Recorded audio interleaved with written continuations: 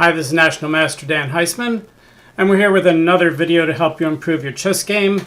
If you haven't already told your friends about our channel, Dan Heisman Chess, we won the award last year for Best Video Instruction on YouTube, so maybe we deserve a few more hits, but only you can help me with that. Thanks. All right, today we're going to talk about flashing lights. What do I mean? Well, let's talk about flashing lights in the real world. If you're driving a car, and I say to people, what kind of color flashing lights do you see? They usually answer like a red flashing light or a yellow flashing light. And that's a good answer. That's true. You have the different colors, meaning different types of caution. And there's also this, in a sense, of things that are not literally flashing lights on a stoplight. For instance, suppose you're driving in the Daytona 500 and you're in a caution brake and the all go flag comes on. What light is flashing in your mind now? Is it flashing red, red, red, yellow, yellow, yellow, green, green, green? Well, if you're coming out of caution, it's flashing green, green, green. Go as fast as you can. So that's what you want to do. You want to step on the gas. So in real life, we sort of have a red flashing light, a yellow flashing light, and a green flashing light. But I have a little saying in chess, a little principle that I tell my students, and that is, when you're playing chess, all flashing lights are red. What do I mean by that? I mean that suppose you're analyzing the best you can, but your opponent does something to you which you didn't expect. That even happens to good players sometimes, hopefully less for good players. You don't want to be playing hope chess and have your opponent play unexpected checks, captures, and threats, but it does happen. Well, we don't want you to panic, but that's a flashing red light. That means, uh-oh, I'm in trouble. I need to think about this. I need to try to find a way out. So it's clearly a flashing red light when that happens. But suppose you see a move that you think wins the game and you have lots of time on your clock. And you say, oh, I can just go there and win the game. Is that a flashing green light? And the answer is no, of course not. If you have lots of time on your clock and you see a move that you think is winning the game, then the game's going to be over and you're not going to need the rest of your time as much. Or even if your opponent doesn't resign, you're easily winning and your moves are no longer that critical once you achieve an easily winning position. Then it makes sense to check that winning move 6-7 times if you have to make sure it really works. So I'm going to show you a position from a game played at our chess club this week. And to be fair, White was short on time, so what I just said doesn't 100% apply, but it does apply to his move. And that is, in this position, White, who was not a bad player at all, but as I said, a little short on time, he thought that he was just winning Black's queen with rook to c8 check. Now, if that was really true and you're winning the queen, this game is over because you're going to be up, let's say you win the queen for rook, you're going to be up a queen and a bishop for 4 pawns, and the game's going to be over. So you want to make sure that rook c8 really works. So it's really a flashing red light, but he saw a flashing green light. He said, oh my goodness, I can win Black's queen, and he quickly played rook to c8 check, and then Black played queen takes c8, and he just stared at the board like, what did I just do? So he saw a flashing green light. What he should have seen was a flashing red light. I'll show another position that occurred in a game at our club many years ago. Let me pause so I can set it up. Okay, this is the position. Black was rated 1700. It was his move. And White was rated 2100. Like all these positions, if you want to figure things out before I say anything, you can always pause the video and say, gee, what would I do if I were Black here? Well, Black had several minutes left on his clock to finish the game, and of course the game is getting close to the end, so he just has to be a little careful here. And in this position, Black thought, oh, there's no reason to think too much about this, and he very quickly played d4. And I believe in the game White played king to e2. And now Black all of a sudden stared at the board. And he said to himself, oh my goodness, I don't see how I can win this game. And he's right. The move d4 is the move that threw away the game. That was the critical move. We talk about criticality assessment, which is assessing how critical the move was. And on his last move, it was fairly critical that he found the right idea. But he didn't after king e2. Now he stared at the board, and now he started thinking. And he took half of his remaining time on this move to try to find a win, and the win's not there. He's thrown it away. For instance, let's say Black now plays h6, and white just moves the king, and now black plays king f5, king d3, king g5, king takes, king h5, king e3, king g4, king g1, and the white king gets into the corner. If black tries something else like pawn checks, king here, white can just play pawn up. Black will wait. Now white should go straight back, of course. Straight back, king up, king here, pawn here, king here. Now it will be a stalemate if you play king d3, so he goes after the pawn. And again, white's king very leisurely gets to the corner. So this was the critical move. Black really wants this pawn as far away from the white king as possible to give him time to get this pawn and come back and block the king out. For instance, king f5, king d3, king g5, king d4, king takes h5, king d5, king g4, king e4, king g3, king e3, h5, king e2, king g2, and wins. Or king f5, h6, doesn't matter. King g6, now he has to go after the pawn. King there, king takes. Basically, we're going to get the same kind of thing. King takes, you could even cut him off a little better here. King here, pawn up. King here, now you don't want to let him come here, so king f3. King e2, you play king f2, and then the next four moves, you get a queen. You always want to use the king to cut him off first. So by bringing his pawn closer to the king and making that move instantly, black saw a flashing green light, but what he should have seen was a flashing red light. All right, let's give some more examples of criticality assessment and making sure you always understand whether you're in trouble or whether you think it's a really good move. It's always a flashing red light. A flashing red light simply means be careful. If it's a critical move, whether it's critical for defense or critical for offense, you want to be careful. Be careful is flashing green. If you feel that adrenaline rush, if you have a saber-toothed tiger in front of you, it means run fast away. If you are playing chess and you fear that adrenaline rush, it doesn't mean play lots of fast moves. Playing fast moves and running fast away are not the same thing. Running fast away is good for you. It makes you be careful and save your life. Playing fast moves is the opposite of being careful. It's being careless, and it puts you in danger. So even though the adrenaline makes you want to do something, what you want to do when you're playing chess is be careful. You want to play slow. You don't want the adrenaline to force you to play fast. I think every good player understands this. But weaker players sometimes say, oh, I got that adrenaline rush. I saw that I was winning and I played the move fast and it turned out it was a big blunder. I hear this kind of stuff all the time. Let's look at a game that one of my students played. Let's set up the board. He was white, and let's make the board a little bigger here. So we don't need the computer analysis for this. All right, so he was white. He played e4. Black played c5. He played c3. Now black should probably play the main moves, which are d5 and knight f6. Black plays a line, which is e6, which is not bad. White plays d4, and now black should offer an advanced French with d5, where if white plays e5, it's the main line of the advanced French, and white can play other moves too, but that would be okay for black. Instead, black took the pawn, which is a little bit of a mistake, and white took back, and again, black should play something like d5 here.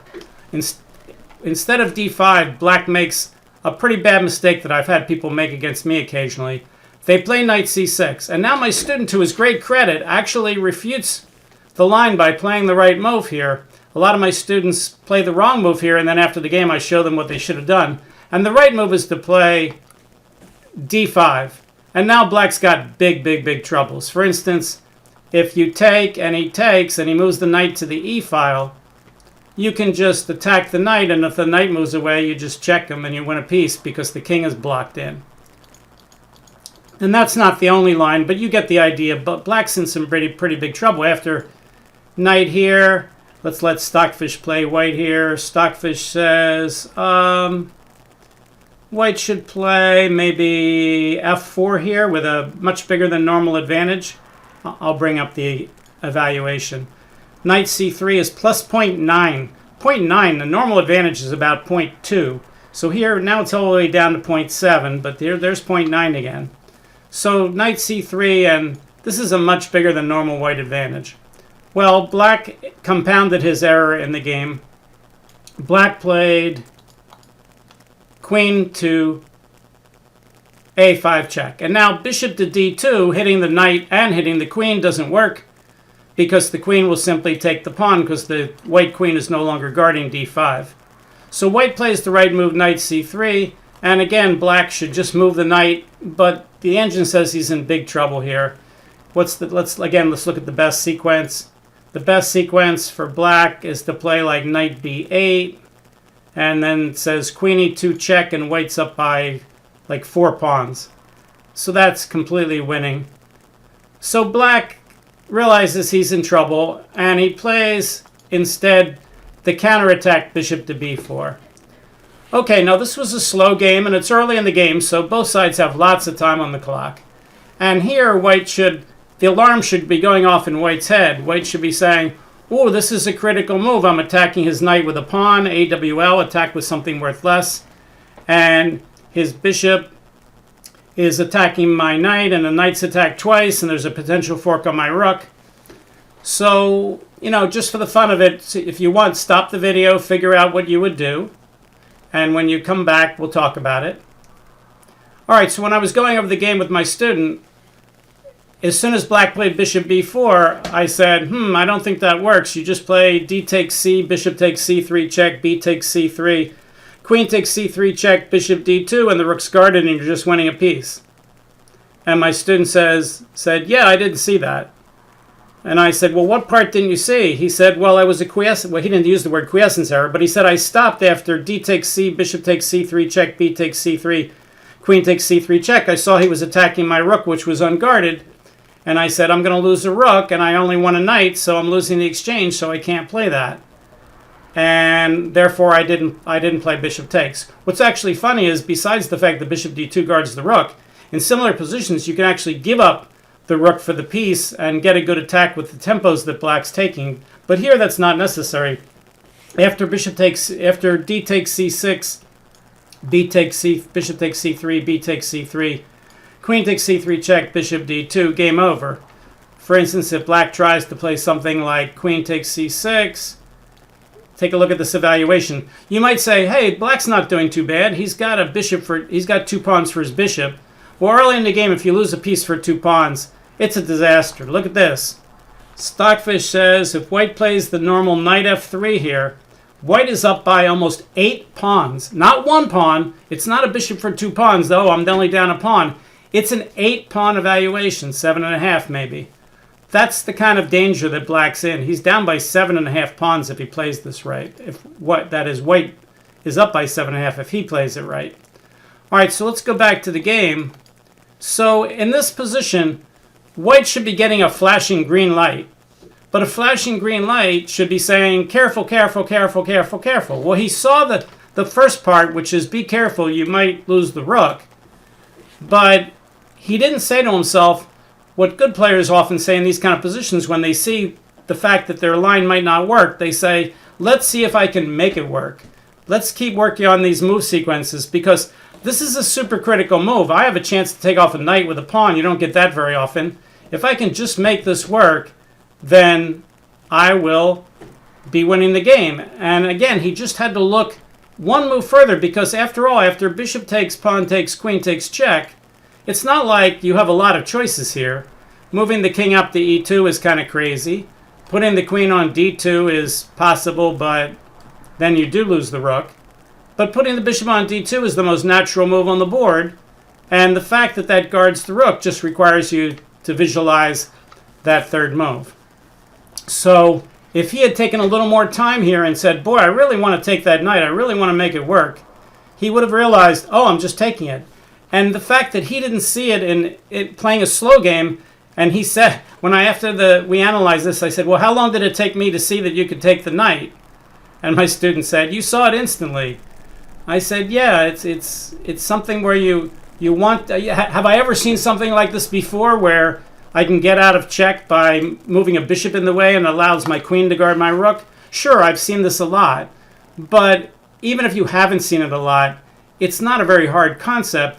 But you do have to look for it, and you want to find it, because if you can take that knight off, then the game's over.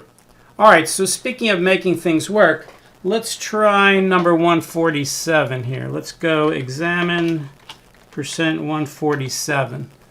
Okay, so here it's black's move, and black plays rook on g to f6. And the question is, what should white play? Well, at first, people see this flashing green light and say, wait a second, I was attacking his queen with a pawn. And then they realize, why would black play rook on g to f6? And then they see, oh my goodness, there's a back rank mate here. I can't escape my queen because the back to a2 because the queen's in the way. So they say, oh my goodness, I'm going to lose if I take the queen. That's why my opponent played rook on g to f6. So the flashing green light goes away. Now they see a flashing red light, and now they look for ways to stop the mate. So, people play things like b4, or maybe they play, queen to b3, or maybe they play rook back to e1, something like that. And, they figure, well, if I play b4, I've got the luft and I'm still attacking the queen. The problem is now the queen could probably just take off the pawn now that there's no mate. Well, this is a case where, again, you should say to yourself, let me see if I can make this work.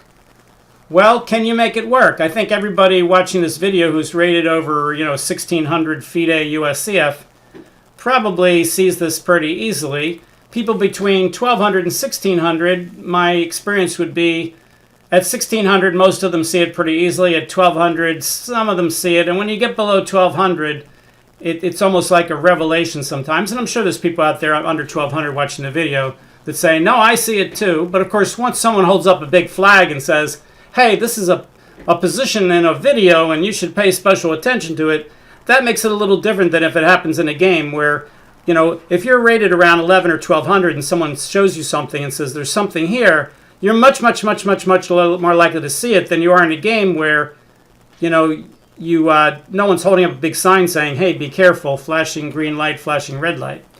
All right, so here, white should have that flashing red light, but it should just say, be careful, but it also should say, let's see if I can make this work.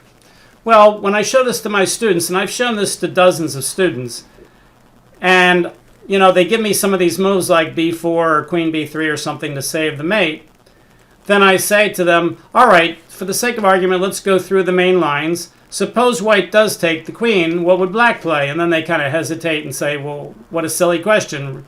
Rook f1 check. And then I ask them a question that sometimes comes as a big surprise to them, which is, all right, in this position, how many legal moves does white have? And then all of a sudden you can see the light bulb go on. And they say, well, white has two legal moves. Rook takes f1 and rook e1. And then I say, are they equally good? And they say, well, if rook takes f1 check, then rook e1, rook takes e1 mate. But if white plays rook e1, then white is guarding his rook right through the black rook, and he just got away with taking the queen. So, of course, that's the right move. White should play rook e1. So, therefore, rook on g to f6 was a monster mistake. White should just take the queen. If he doesn't, it's a double blunder. And if black checks, white smiles and plays rook to e1. And white is winning. So we have our flashing green light followed by a flashing red light. As I said, really everything's flashing red light. You want to flash red to be careful, be careful, be careful, be careful. You don't want to get back rank mated, and you certainly don't want to miss a chance to win the queen. Now what's also interesting is when I was growing up and I was buying all these tactics books and reading tactics books, the word skewer was used interchangeably with the word X-ray attack. I think I bought one of my first tactics books was Horowitz, How to Win in the Middle Game of Chess. And I think in that book, he didn't use the word skewer. I guess that book was written probably in the 1940s or 50s. He used the word X-ray attack. And over the years, I mostly saw the word X-ray attack meaning to synonymous with skewer. But I have the new book by Giannatos, which is Everyone's First Chess Workbook. And I highly recommend it for people rated, under 1,300, looking to do repetitive tactics and looking to do basic tactics. It's a really good book. For years I've been recommending John Bain's chess tactics for students, and I still do. Giannatos' book has about 3 times as many problems as Bain's book. And Giannotto's book starts easier than the Bain book, but it goes up to the Bain book and maybe even a little harder, but it covers more issues than the Bain book. You know, the Bain book doesn't have a chapter on trapped pieces or anything on counting and so on and so forth.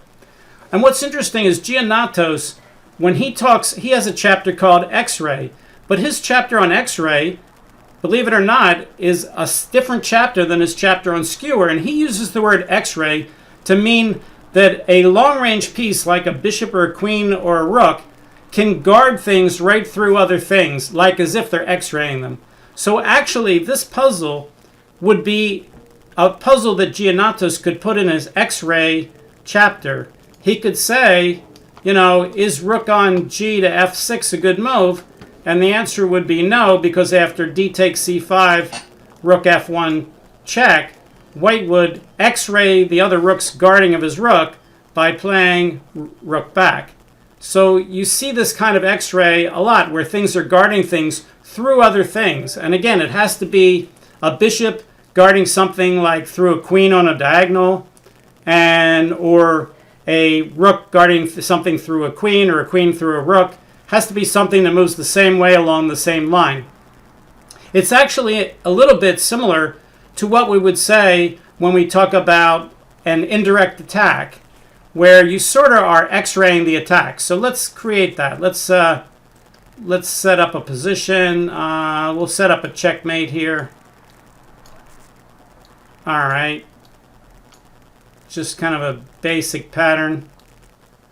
All right, so if I ask you how many times is the H7 pawn attacked, you could say 1, because there's only one piece that can take on H7. But really, we have this other attacker, the bishop on C2, who is, the name for that is called an indirect attacker. The bishop is attacking H2 not because it can take it right away, but because if there's a capturing sequence on H2, then the bishop can take part in that capturing sequence. So after queen takes H7, if the king would like to take the queen, he can't, because the bishop is participating in that attacking sequence. And even if that wasn't a king, if that was a queen over here, and it wasn't checkmate so that black could literally move, queen takes H7, then takes, yes, we know the bishop can get trapped in, but we're not talking about that right now. But at least we see that there's two attackers on this pawn. There's a direct attacker and an indirect attacker. This is very similar to that X-ray idea we saw in the previous problem that Giannotto's had. Just for the fun of it, let me go get the Giannotto's book and I'll show you a puzzle from that chapter. Let me pause the video again. Okay, this position is black to play. So again, if you'd like to pause the video and see what you would play, then go ahead and do so. I'll assume that you're doing that right now and I don't have to do any literal pausing myself. Okay, black to play. So what tells you there's a flashing red light here? Well, a lot of it is there's a lot of checks, captures, and threats. There's a lot of hanging pieces. There's a lot of pieces attacked more than they're guarded. Let's look around the board and see what they are. Well, the queen is only guarded, the white queen is only guarded by the rook, but the black queen is on pre if it was white's turn. Meanwhile, this pawn on D3 is attacked. Now, there's an example there of that indirect attack. The bishop on A6 is backing up the attack on the pawn on D3. All right, let's make it black's move again. The knight on B8 is attacked twice on the back rank and only guarded once, but the queen on B4 is pinned to the king. All right, let's see what else is going on. We've got the pawn on G6 is attacked 3 times by the 2 knights and the pawn on F5, and it's only guarded once. And black has a couple of checks. So you're always looking for checks, captures, and threats. Well, one of the first things you look at, since your queen is hanging, and we've got all these pieces on dark squares, is black can play queen takes, rook takes, bishop checks, hitting the rook and the king. Is that winning? Well, it certainly looks so. If white moves the king or anything, he loses the rook for nothing. So he has to play bishop d2, and then bishop takes, and when the smoke clears, white has 2 pieces for a rook. Well, 2 pieces is worth a lot more than a rook. Let's ask Stockfish to evaluate this position. Mr. Stockfish, what's going on? Stockfish says, yes, Mr. Black, you traded the queens and checked and won the exchange, but you're down 6.9 pawns if you do that. So that's actually not the right answer. This is a good example of when you see a good idea, which this one is good because it wins the exchange, but it's not that good because it still leaves you losing quite considerably. When you see a good move, look for a better one. Well, what did we just say earlier? We said you can skewer things or x-ray things using, I shouldn't say skewer, you can x-ray things using Giannotto's term by attacking with bishops and queens along the diagonals. So the right move is bishop to c3 check. Notice the bishop on c3 is guarded by the queen on a5. You don't see this that often, but of course this is a puzzle set up just to show you that's so. And now no matter what white does, he's going to end up losing his queen for a bishop. And now the evaluation is not going to be +6 anymore. Mr. Stockfish, what's the evaluation now? Now the evaluation is minus 1.4, 1.9, going higher. So it says queen takes check, bishop d2, queen to c2, hitting the rook, rook to c1, queen takes a2, f takes g6, getting that pawn, knight d7, and it says, with perfect play, black should win. White still has some play here. But the only move that gets him back in the game is to win the queen for the bishop with bishop c3 check. Way better than any other move, and there's another example of that. So here we've got the flashing red light. The flashing red light says, be careful, look at all the checks, captures, and threats. If you really look at all your checks, captures, and threats, it's not that hard. This is a check, wins the exchange. This is a check, wins the queen for the bishop. They're your only two checks, and they're the only two moves that win material. So in this position, checks, captures, and threats are going to make it relatively easy for you. All right, so to summarize, in chess, whenever you see a flashing light, whenever your adrenaline starts running, that doesn't mean move fast just because you think you're winning. That's a terrible mistake. You wouldn't believe how many people over the last quarter of a century have told me, Dan, I want to show you a game, and I was killing the guy, and I saw I could put him away, and I made my move. I had plenty of time on my clock, but I made my move really fast, and I threw it all away. I didn't see X, whatever X was. And then I tell them all the same thing. Well, if you're winning the game easily and you see X, that should tell you, be careful, be careful, be careful, be careful. They say, yeah, I know, but I thought I could put them away, and I wanted to do it really fast. You just don't see good players doing that unless they're in time trouble. If you see something you think is winning, take your time and play it. You could look up my story on my chess.com blog about Kramnik's long think when he had a winning move in a $1 million match against the computer back in the old days when the top grandmasters and the computers were about equally good. Kramnik thought for 10 minutes on a pretty obvious move that was winning the game, and he got heavily criticized by the people on the internet for taking so long on the move, and they all said, well, I must be better than Kramnik because I would have played that move right away because it's so obvious. And then Kramnik explained why he was being very cautious even though he saw that move right away, that it was probably winning the game. And of course Kramnik was right and the people that were criticizing him were wrong. He saw the flashing red light, they saw the flashing green light. Okay, again, please tell people about the channel, Dan Heisman Chess. You can like the video, you can subscribe. We'll see you next time. Bye.